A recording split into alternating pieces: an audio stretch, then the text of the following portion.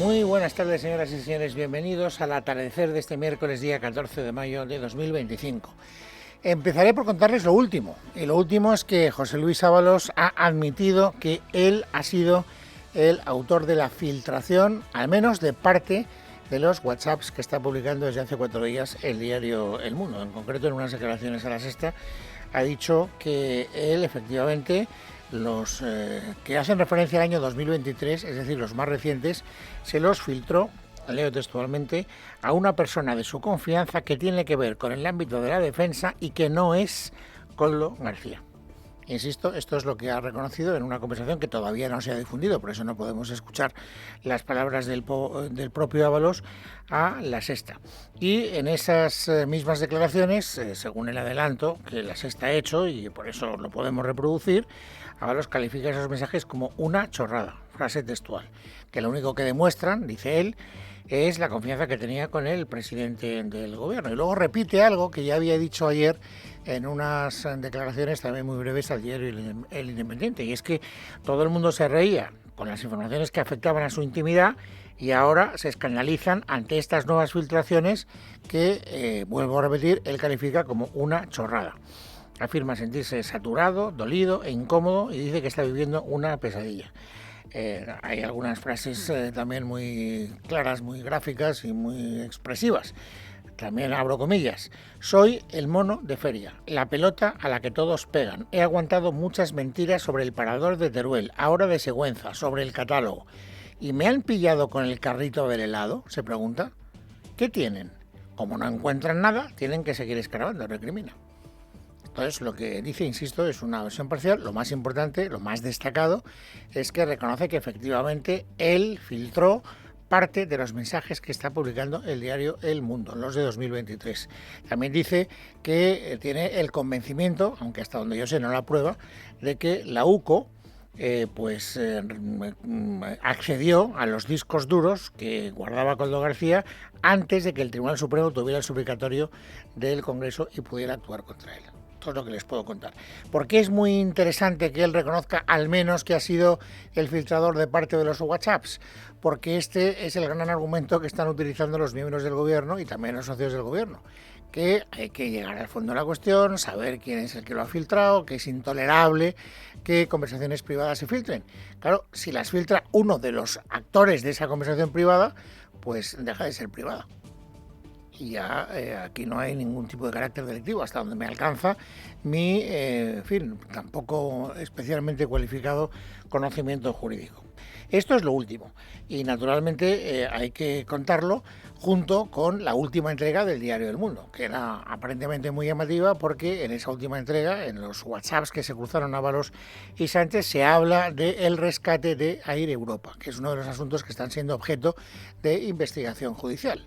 Vamos a saber qué se dice en esos WhatsApps. Noelia Bautista. Cuarta entrega de la publicación de nuevos y polémicos mensajes del presidente del gobierno, Pedro Sánchez, que indican hoy, según el diario El Mundo, la implicación del presidente en el rescate de Air Europa tan solo 5 días después de que Javier Hidalgo, según ha declarado Aldama, contactara con Begoña Gómez, con su mujer, contacto con el que Hidalgo trató de lograr la intervención del Ejecutivo en este rescate que se materializó tan solo 2 meses después. Así se desprende de los mensajes que hoy han visto la luz con fecha del 8 de septiembre de 2020. Según estos, el presidente reenvió a Ábalos el mensaje de un supuesto amigo al que no identifica, que sería veterano del sector aéreo y que le hace una serie de recomendaciones a cuenta del posible rescate de la aerolínea. Mensaje en el que le recomienda llevar a cabo el rescate de la compañía, pero no dejándola en manos de Iberia y tampoco en manos de los Hidalgo, como señala. Al hilo de estas recomendaciones, escribe Sánchez a Ábalos, creo que merece la pena que le demos una vuelta, a lo que el exministro contesta que le informará tras la reunión con Iberia para contarle cómo lo están enfocando. El tema preocupa al presidente del gobierno, que insiste en que a él la operación con IAG, el holding en el que está incluido Iberia, no le convence, salvo que me convenzas de lo contrario, le dice Ábalos. En todo caso, añade el presidente, es una operación que debemos meditar y ver cómo enfocarla. Señala el diario de Unidad Editorial que este interés de Sánchez en esta operación se materializa poco después, ya que el director de la Oficina Económica de Moncloa, Manuel de la Rocha, estuvo presente en las reuniones clave de ese rescate, algo que no había hecho hasta entonces, dado que se encargaba de ello la Sociedad Estatal de Participaciones Industriales, sociales. Como decíamos, algo más de 2 meses después, el 27 de octubre de 2020, Aldama e Hidalgo celebran que la operación Rescate es un hecho, según la investigación en manos del juez de la Unidad Central Operativa de la Guardia Civil. Bueno, naturalmente luego tendremos oportunidad de analizar con más detenimiento y de someter a juicio de los contertulios que opinan a propósito de este cruce de mensajes. Yo tengo que adelantar mi opinión personal, y es que de lo que yo he leído no se colige en ningún momento que Sánchez haya, digamos, manifestado una actitud que se pueda recriminar. Es presidente del gobierno, hay una compañía como Air Europa que está en una situación complicada, se interesa por esa compañía. Lo único sospechoso, pero no deja de ser una conjetura, es que efectivamente esos WhatsApp se producen tan solo 5 días después de que los hidalgos se pusieran en contacto con Begoña Gómez, y por lo tanto con la intermediación de Aldama, y por lo tanto pues efectivamente ahí sí que puede establecerse una conexión temporal, digamos, sospechosa, pero insisto, es una opinión estrictamente personal. De la literalidad del WhatsApp de Pedro Sánchez yo no encuentro, honradamente lo digo, nada que suene a especialmente incriminatorio. Bien, de todas maneras, lo que yo opine no tiene ninguna importancia, estas cosas como son. Este asunto ha llegado hoy a la sesión de control, porque hoy es miércoles, hay sesión de control en el Congreso de los Diputados, y naturalmente ha centrado algunas de las, digamos, de los enfrentamientos estelares, por ejemplo, el que han protagonizado Feijóo y el propio Pedro Sánchez. Feijóo tenía muy claro por dónde iba a ir. Escuchen su primera intervención. Señor Sánchez, sin rodeos. Esta mañana hemos conocido que usted se implicó en el rescate de una compañía aérea por 475 millones de euros de todos los españoles, que ordenó darle una vuelta para que saliese adelante. Y lo hizo, parece ser, después de que su esposa recibiese unos días antes una llamada para agilizarlo. Le doy una oportunidad, señor Sánchez, hoy aquí. Dé la cara ante los españoles. Diga la verdad por una vez y actúe con la dignidad que se merece nuestra nación. Bueno, de esta intervención del jefe de la oposición, de Alberto Núñez Feijóo, queda claro que él lo que quería era hablar de este asunto. Y de la respuesta del presidente del gobierno queda claro que el presidente del gobierno no tenía ningunas ganas, pero ningunas, de hablar de este asunto. Ustedes lo que pretenden es ganar por agotamiento, pero ya le digo yo que van a perder en 2027 por aburrimiento. Por aburrimiento, señoría. Llevan ustedes 7 años con la misma estrategia, con una estrategia de judicialización de la vida política, de expansión de bulos, de desinformación y de crispación. Bueno, hay que decir que Feijóo efectivamente ha vuelto a sacar a relucir los WhatsApps del diario El Mundo en varias ocasiones, le ha tendido la muleta, pero no ha querido entrar al trapo el presidente del gobierno. Por eso digo que estaba claro quién quería hablar de qué y quién no quería hablar de ese mismo asunto. Ha llegado a un punto en el que, como era un diálogo de sordos, pues Feijóo ha ido a lo que ahora más le preocupa, a pedir elecciones. Váyase, convoque elecciones. Algo de bochorno le va a ahorrar a los españoles. Váyase, convoque elecciones. Algo de bochorno le va a ahorrar a los españoles. Siga echando de menos al señor Ábalos. Nadie le echará de menos a usted. Esta es la petición del jefe de la oposición y esta ha sido la respuesta del presidente del gobierno. ¿Por qué llevan 2 años pidiendo elecciones día sí día también? ¿Qué ha hecho usted durante estos últimos 3 años, señoría?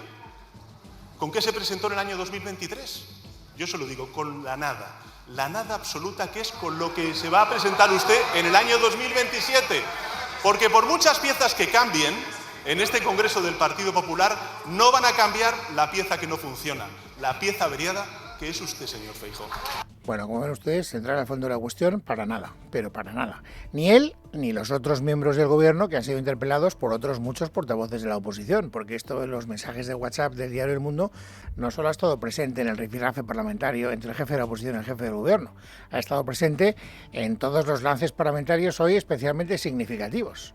Maite Loureiro. El Gobierno, como en anteriores ocasiones, opta un día más por revolverse ante el chorreo de preguntas de la oposición sobre los mensajes desvelados durante la sesión de control. Desde el PP, Miguel Tellado, Esther Muñoz o Elías Bendodo preguntaban a Félix Bolaños y María Jesús Montero por el rescate de Air Europa sin éxito. ¿Sabe qué es lo más lamentable de los WhatsApps? Es que hemos conocido exactamente y hemos podido confirmar cómo es exactamente Pedro Sánchez. Es mezquino, es déspota y es un cínico de manual.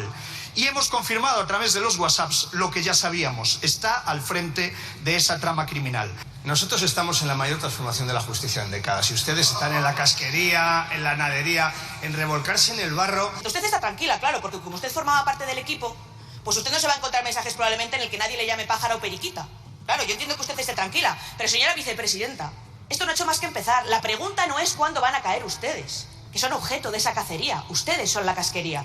La pregunta que se hacen todos es cuánto tiempo van a aguantar ustedes esta agonía. No tienen ustedes nada de nada para acusar a este gobierno. ¿Usted o alguien de su equipo se reunió con Aldama en la sede del Ministerio de Hacienda? Usted, si tiene que utilizar lo que son unas publicaciones derivadas de un delito, como es la violación de la intimidad de unas conversaciones, señor Bendodo, se pone de manifiesto que están ustedes perdidos. Los ministros, muy nerviosos, esquivaban como podían las interpelaciones sin dar ninguna explicación ante tanto escándalo. Absolutamente ninguna explicación. Tiene toda la razón Maite Loureiro. Ni ellos, ni como hemos visto antes, el presidente del gobierno. Esto es lo fundamental, que no responden al fondo de la cuestión ni por casualidad. ¿Y quién le apoya en esa estrategia? Pues sus socios de gobierno.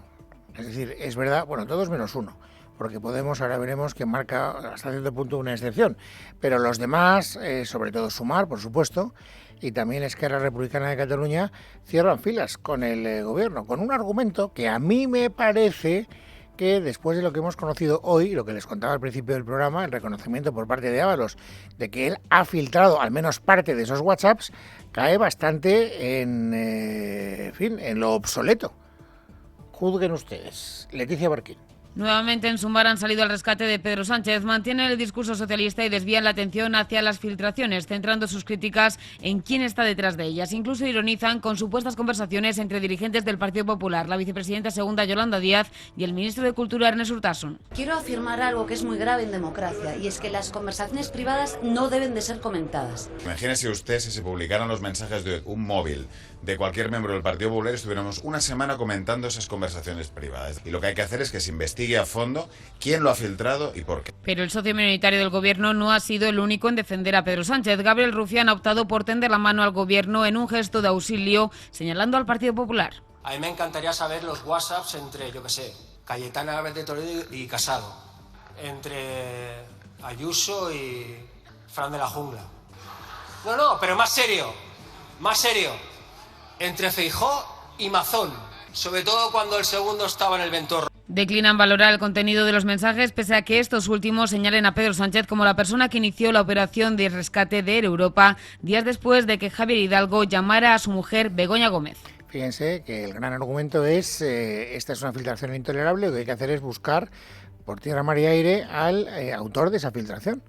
Bueno, pues ya sabemos que, al menos en parte, reconocido por él mismo, el filtrador es Ábalos, uno de los protagonistas de los WhatsApps. Y si él lo quiere difundir, no hay filtración que valga, lo vuelvo a repetir. Por eso creo que algunas de estas argumentaciones están ya absolutamente obsoletas, o por lo menos obsoletas en parte. También les decía que los grupos de la izquierda, como acabamos de ver en la crónica de Leticia Barquín, apoyan al gobierno, pero marca una excepción Podemos, porque Podemos arremete contra tanto el PSOE como el Partido Popular a la hora de hablar de corrupción. Es verdad que al final carga la mano más contra el Partido Popular, pero el PSOE, como verán, cuando escuchen a Yone Belarra, no se va de rositas. Corrupción ha sido parte del ADN del bipartidismo, tanto del Partido Socialista como del Partido Popular, que cuando gobiernan piensan demasiadas veces que las instituciones públicas son suyas, que el dinero público es suyo y que lo pueden utilizar de manera personal o a su antojo, ¿no? Esto, en el caso de la presidenta de la Comunidad de Madrid, la señora Ayuso, lo vemos de manera más evidente que en ningún otro caso, ¿no? Cómo utilizar las instituciones públicas para su beneficio personal, para beneficiar a su novio y para vivir en un piso pagado con dinero negro. Bueno, insisto, sobre el fondo de la cuestión no ha hablado casi nadie. Digo casi nadie porque sí que ha habido alguna excepción. Y una vez más tenemos que hacer alusión a algunas de las personas damnificadas en estos WhatsApps que forman parte del llamado sector crítico del Partido Socialista. Me refiero a Emiliano García Paje. Ya hemos escuchado en los días anteriores a Susana Díaz o a Lamán, también al propio Paje, que hoy ha estado en Antena 3. Me parece que estuvo antes de ayer en Onda Cero, no me quiero equivocar, de medio de comunicación. Y él sí que le da importancia a estos WhatsApps. Saben que el argumento comentario oficial es: son intrascendentes. Él no opina lo mismo. Lo importante de verdad, al menos lo que me lleva a mí a opinar en el altavoz nacional, son unas cuestiones muy de fondo sobre qué partido tenemos y qué estamos dispuestos a consentirnos a nosotros mismos y hacer con el país. Hay una tensión latente desde esa época que tiene que ver sobre todo con eso, sobre si el PSOE está en una centralidad constitucional, en la que tiene límites, tienes que tener claro con quién no pactar y sobre todo de qué no se puede pactar. Por lo tanto, él sí que le da valor político a lo que se trasluce detrás de esos WhatsApps que está publicando desde hace 4 días el diario El Mundo. Es más, antes de que conociéramos que Ábalos reconoce ser el autor de parte de la filtración, al menos de parte de la filtración, él ya se maliciaba, como ayer Susana Díaz, que el autor de la filtración, en efecto, era José Luis Ábalos. Ábalos decidió guardar los mensajes, guardar en un pendrive los mensajes. Eso es lo relevante, y como consecuencia de que los guardó, con qué intención no lo sé, se han podido rescatar, ¿no? Bueno, mientras tanto, la investigación judicial sigue en marcha. Ya saben ustedes que toda la trama que está vinculada a Ábalos y a Koldo García está siendo investigada en 2 juzgados distintos. Una de ellas en el Tribunal Supremo, donde hoy el magistrado Leopoldo Puente ha rechazado la petición de Koldo García de que la UCO deje de investigar los contratos de obra adjudicados a la trama que desveló en sus confesiones a la justicia el empresario Aldama. Miguel Ángel Pérez. Buenas tardes. En un auto al que ha tenido acceso a Libertad Digital, el magistrado del Tribunal Supremo, Leopoldo Puente, afirma que no pueden acogerse las protestas de Koldo García, exasesor de José Luis Ábalos, relativas a que la citada diligencia de investigación sobre las adjudicaciones de obra a la trama Koldo solo se basa en la declaración del empresario Víctor de Aldama. En primer lugar, afirma, porque no conviene minimizar de modo a priorística el valor probatorio, mucho menos el indiciario, que cabe atribuir a las declaraciones de un investigado. Posteriormente, el magistrado Leopoldo Puente asegura que no es solo que Aldama no niegue su participación decisiva en los mencionados hechos, sino que incluso incorpora en sus declaraciones otros vinculados a aquellos, pero inicialmente no conocidos en su detalle por los investigadores, de los que también resultaría responsabilidad propia. Por ello, el magistrado de la Sala Penal del Tribunal Supremo ratifica su auto en el que acordaba que los agentes de la Unidad Central Operativa de la Guardia Civil, UCO, investiguen los contratos de obra adjudicados a la trama que desveló el propio Aldama. Bueno, una de las preguntas pertinentes, tal y como está ahora mismo la situación política, es: ¿todo esto que está ocurriendo tiene un impacto electoral? ¿Demoscópicamente le hace daño al partido gobernante, al Partido Socialista? Es verdad que lo de los WhatsApps todavía no se ha podido medir, pero hoy hemos conocido una encuesta del CIS en la que sí que se mide el efecto del apagón y del caos ferroviario y de las últimas polémicas, digamos, de la superficie política. Y es muy llamativo porque, claro, es Tezanos. Por lo tanto, él sigue diciendo que el partido más votado va a ser el Partido Socialista. Pero, ojo, porque reconoce que en el último mes el Partido Popular ha recortado, y mucho, las diferencias con Pedro Sánchez, Esther Nieto. La encuesta del organismo público que dirige José Félix Tezanos se elaboró entre el 5 y 8 de mayo, los días previos a conocer los mensajes filtrados entre Sánchez y Ábalos, de tal manera que no mide aún el impacto electoral que tendrían esas conversaciones, pero sí se enmarca dentro del contexto del gran apagón, de las incidencias ferroviarias que paralizaron parte del país en las últimas semanas y también dentro de las sombras judiciales que rodean al entorno del presidente del Gobierno, con todas las causas que continúan abiertas. Aún así, ninguno de estos frentes logra desbancar al PSOE del primer puesto en la última entrega del barómetro del CIS. Eso sí, el liderazgo socialista muestra signos de erosión, mientras el Partido Popular acelera su remontada electoral. Con todo esto, si hoy se celebraran elecciones generales en España, el PSOE ganaría con una estimación de voto del 32% frente al 29,3% que conseguiría el Partido Popular. Sin embargo, la distancia entre ambos se reduce. Si en abril era de 6,5 puntos, ahora es solo de 2,7 puntos, lo que demuestra que la izquierda resiste resiste, pero ya no domina con comodidad. En concreto, el PSOE cede terreno por segundo mes consecutivo. En abril perdió 1,9 puntos respecto a marzo y en esta ocasión registra una caída más contenida, del 0,6%. Aún así, sigue por debajo del simbólico umbral del 33%, reflejo de un desgaste persistente en un contexto político cada vez más exigente. En el otro lado del tablero, el Partido Popular experimenta una significativa subida de 3,2 puntos, pasando del 26,1% en abril al 29,3% en mayo. El ascenso de los de Alberto Núñez Feijóo se produce en un clima favorable, impulsado por el desgaste del Gobierno y por una oposición que, al menos en términos de intención de voto, parece estar recuperando fuelle. El tercer puesto sigue en manos de Vox, aunque con una caída notoria. La formación de Santiago Abascal baja del 15,2% al 13,7%, una pérdida de 1,5 puntos que revierte parte del crecimiento cosechado el mes anterior. Aunque el rebote puede interpretarse como una corrección tras un pico inusualmente alto en abril.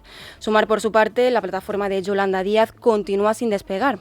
Con un 6,1% de estimación de voto, apenas varía respecto al mes pasado, donde obtuvo un 6,2% y parece haber tocado techo en este tramo del ciclo político. La formación sigue sin consolidarse como el referente hegemónico de la izquierda alternativa, una oportunidad que empieza a aprovechar tímidamente Podemos, porque los de Belarra crecen 0,3 puntos hasta el 4,3%. Por último, la formación se acabó la fiesta del eurodiputado Alvise Pérez, sufre el impacto de los procesos judiciales que enfrenta su líder. Pierde 4 décimas y cae hasta el 1,5%, alejándose del umbral que podría traducirse en representación parlamentaria. Y por cierto que según el CIS, todos los líderes políticos suspenden en valoración ciudadana. Pedro Sánchez es el que más se acerca al aprobado con un 4,15, le siguen Yolanda Díaz con un 3,89 y Feijóo con un 3,78, mientras que Santiago Abascal obtiene la peor nota con un 2,9. Bueno, y una última referencia, hemos hecho referencia a lo que se ha escuchado hoy en el Congreso de los Diputados, pero también la vicepresidenta tercera del Gobierno y ministra de Transición Ecológica, Sara Jensen, ha dicho lo poco que se sabe a propósito del apagón. ¿Y qué se sabe? Leticia Vaquero. AGESEN ha querido explicar cómo funciona el sistema eléctrico español, por qué las oscilaciones tensionales que se registraron media hora antes del cero pudieron venir del extranjero, también porque hace un efecto látigo, ha dicho, y cómo está trabajando el Ejecutivo en esclarecer las causas que lo provocaron, incluso haciendo un sesudo resumen de su agenda en las horas y días posteriores al apagón. Y si hasta ahora el Gobierno se negaba a rechazar la idea del ciberataque, hoy confirma que Red Eléctrica no lo sufrió, aunque todavía faltan por analizar otros centros de control y las instalaciones de generación externas, lo que ha provocado un enfrentamiento dialéctico con el popular Guillermo Mariscal. Les puedo trasladar una muy buena noticia. ¿Por qué es buena noticia? Que tras analizar y empezar ese nivel 1, que es el operador del sistema, y haber analizado todos los datos correspondientes, no se han hallado indicios de que el operador del sistema haya sido objeto de un ciberataque. Ha venido a contarnos como una gran novedad, atención, que no es un ciberataque. Vaya, 14 días después de que lo dijera Red Eléctrica, bienvenida. Bienvenida, señora vicepresidenta. Pero, de verdad, es que es una tomadura de pelo. Señora Jensen, no me río. Usted no debería estar aquí. Debería haber dimitido, que es lo que yo hubiera hecho. Otra de las novedades en la investigación que ha relatado la ministra para la Transición Ecológica es que el origen del apagón, donde se dejó de generar energía, pudo estar en 3 ciudades y no 2, como creíamos hasta ahora. El primer evento a las 12:32 minutos y 57 segundos. Una pérdida de generación en una subestación en Granada. Así que la de Granada se suma a la de Badajoz y Sevilla. AGESEN, además, en la interpelación previa a su comparecencia, ha evitado culpar a Beatriz Corredor, exministra socialista y presidenta de Red Eléctrica, del apagón. Bueno, pues es miércoles, es 14 de mayo de 2025. Vamos, amigos, ahora a completar el paisaje informativo sobresaliente del día. Ángeles Hernández, bienvenida, buenas tardes. Buenas tardes, Luis. En el Congreso, el líder de Vox, Santiago Abascal, ha recriminado que la compra de gas ruso por parte de España ha financiado la invasión de Ucrania. Según los datos que ha proporcionado, España ha multiplicado por 6 el dinero que ha pagado por gas ruso, 8.900 millones en 3 años, 6 veces más que a Ucrania. El presidente del Gobierno, por su parte, lo ha negado. Señor Sánchez, ¿cuánto dinero ha recibido Rusia desde España en concepto de compra de gas en el año 2024? ¿Y cuánto va a recibir en el año 2025? España no compra gas. Lo compran las empresas privadas, señoría. Usted ha destruido nuestros recursos naturales, ha enriquecido a potencias hostiles convirtiéndonos en dependientes de ellas y usted ha logrado que se apague la luz de los hogares, de la industria y de la economía. Porque usted, señor Sánchez, es el señor de la guerra, de la corrupción y de las calamidades. De la guerra en Ucrania, que pueda tener intereses personales en ella, me parece, en fin, de aurora boreal. Pero bueno, es todo lo que dice usted, es de aurora boreal. Y el delegado del Gobierno en Madrid, Francisco Martín Aguirre, ha acudido a declarar este miércoles como investigado ante el juez Juan Carlos Peinado por un presunto delito de malversación que supuestamente habría cometido durante su etapa en la Secretaría General de Presidencia, cuando se acordó el nombramiento de Cristina Álvarez, la asesora de la esposa del presidente del Gobierno y principal investigada en la causa, Begoña Gómez. Francisco Martín Aguirre ha asegurado ante el juez Peinado que no participó en el nombramiento de la asesora de la esposa del presidente, Miguel Ángel Pérez. Buenas tardes. Fuentes jurídicas consultadas por Libertad Digital aseguran que Francisco Martín ha comparecido durante escasos minutos ante el titular del Juzgado de Instrucción número 41 de Madrid, Juan Carlos Peinado, y se ha limitado a contestar brevemente algunas preguntas formuladas por su abogado. Martín ha afirmado que se encuentra a la espera de que la Audiencia Provincial de Madrid se pronuncie sobre el recurso que presentó la Fiscalía pidiendo que se archivara su imputación. Las mismas fuentes consultadas apuntan que el delegado del Gobierno en Madrid ha negado haber participado en la contratación de Cristina Álvarez como asesora de Begoña Gómez en la Moncloa. Además, ha afirmado que no tiene constancia de incumplimiento de funciones por parte de la propia Cristina Álvarez. Escuchamos a Francisco Martín. El juez Peinado le investiga por un delito de malversación.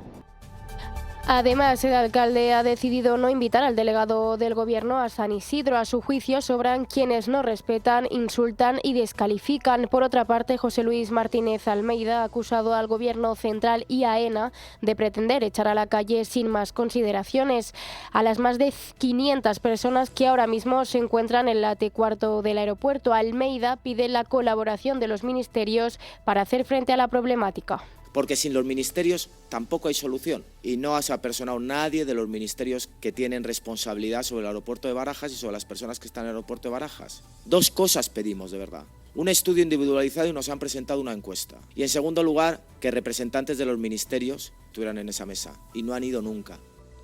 Más cosas. La AIREF ha reducido sus previsiones de crecimiento para la economía española en 2025 y 2026 debido al aumento de la incertidumbre y ha señalado que a partir de 2027 será necesario adoptar nuevas medidas para cumplir con los compromisos fiscales europeos. Leticia Vaquero. Buenas tardes. Según las proyecciones de la AIREF, nuestra economía crecerá un 2,3% este año, frente al cálculo gubernamental del 2,6% y un 1,7% en 2026, lo que representa una rebaja de 2 3/10 respecto a sus proyecciones anteriores. Contempla un escenario mucho menos positivo que el del Ejecutivo, que cree que la desaceleración económica se compensará con la demanda nacional, pero la AIREF considera que la inversión podrá recuperarse, pero no al ritmo que prevé el Gobierno. Así justificaba sus cálculos su presidenta, Cristina Herrero, en rueda de prensa. Que el escenario macroeconómico y las previsiones para los próximos años se enmarcan en un clima total de incertidumbre comercial y arancelaria que desde luego se tiene que reflejar en las previsiones, tanto las de la AIREF como las del propio Gobierno. Palabras pronunciadas durante la presentación del primer documento que analiza el informe de progreso anual del Plan Fiscal y Estructural de Medio Plazo y que sustituye la actualización del Programa de Estabilidad, en el cual, además, el organismo de control fiscal advierte al Gobierno de que éste tendrá dificultades para cumplir con los compromisos fiscales de Bruselas. Según sus cálculos, el cumplimiento de las reglas de gasto nacional permitiría cumplir las tasas de gasto comprometidas en la regla europea en 2025 y 2026, pero no en 2027, por lo que será necesario que se adopten medidas a partir de ese año. Y la secretaria general de Podemos, Yone Belarra, vuelve a arremeter contra el Partido Popular y el Partido Socialista, tachándolos de corruptos una vez más. Para ello, ha señalado de nuevo a la presidenta de la Comunidad de Madrid como el reflejo claro de corrupción en nuestro país. Corrupción ha sido parte del ADN del bipartidismo, tanto del Partido Socialista como del Partido Popular, que cuando gobiernan piensan demasiadas veces que las instituciones públicas son suyas, que el dinero público es suyo y que lo pueden utilizar de manera personal o a su antojo, ¿no? Esto, en el caso de la presidenta de la Comunidad de Madrid, la señora Ayuso, lo vemos de manera más evidente que en ningún otro caso, ¿no? Cómo utilizar las instituciones públicas para su beneficio personal, para beneficiar a su novio y para vivir en un piso pagado con dinero negro.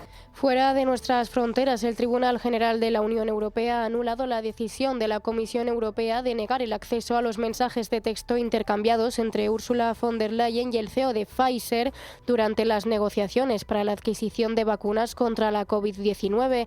El tribunal considera que la comisión no ofreció explicaciones convincentes sobre la ausencia de estos mensajes y señala que no basta con afirmar que no se poseen los documentos solicitados. Por otra parte, hoy ha fallecido el exmandatario uruguayo José Mujica a los 89 años de edad a causa de una enfermedad. La vicepresidenta del Gobierno, Yolanda Díaz, se ha querido sumar a las condolencias destacando el legado político.